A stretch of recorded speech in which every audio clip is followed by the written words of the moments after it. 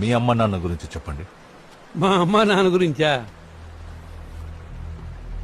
మా నాన్న పేరు తిప్పయ్య, నేను తిప్పయ్య కొడుకుని.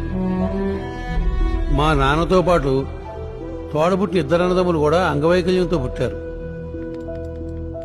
ముగ్గురు కూడా ఎలా ఎందుకు పుట్టారంటే అదేదో జెనెటికల్ ప్రాబ్లం అని డాక్టర్స్ చెప్పారంట. నడవలేని స్థితిలో ఉండడం వల్ల ఎవరూ బడికి పోలేదు. మా నాన్నతో పాటు పెరిగిన వాళ్ళ తమ్ముళ్ళకి చదువు లేకపోవడం వల్ల వాళ్ళ బంధువులు మోసం చేసి మొత్తం ఆస్తి రాయించుకున్నారు. ఈ వారసత్వం నాలాగే నడవలేని స్థితిలో ఉంటాదేమో అని మా నాన్న భయపడుతున్నప్పుడు అప్పుడు నేను పుట్టానంట. ఎవరికైనా పిల్లలు పుడితే వాళ్ళు తెల్లగా ఉన్నారా, నల్లగా ఉన్నారా, అందంగా ఉన్నారా అని చూస్తారు. కానీ మా నాన్న నాకు కాళ్ళు సరిగా ఉన్నాయా లేదా అని చూశాడు.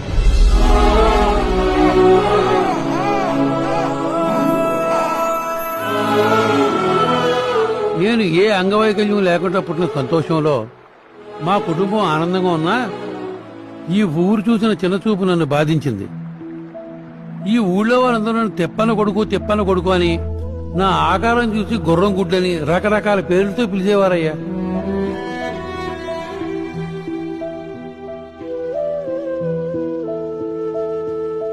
ఈ ఊరికి నేను ఎలా కనిపించినా మా నాన్న నన్ను అయ్యేం పట్టించుకోకుండా పెంచారు.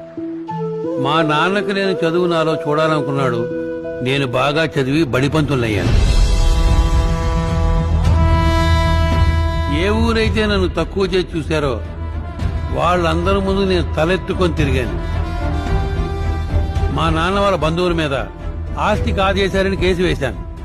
కేసు గెలిచి నా ఆస్తి నేను తిరిగి తెచ్చుకున్నాను. చేతులు ఆధారంగా చేసుకుని పాకుతూ నడిచిన మా నాన్నని నేను భుజాల మీద ఎత్తుకొని మోశాను. మా ఊరంతా మా నాన్న తలెత్తి చూసేలా చేశాను.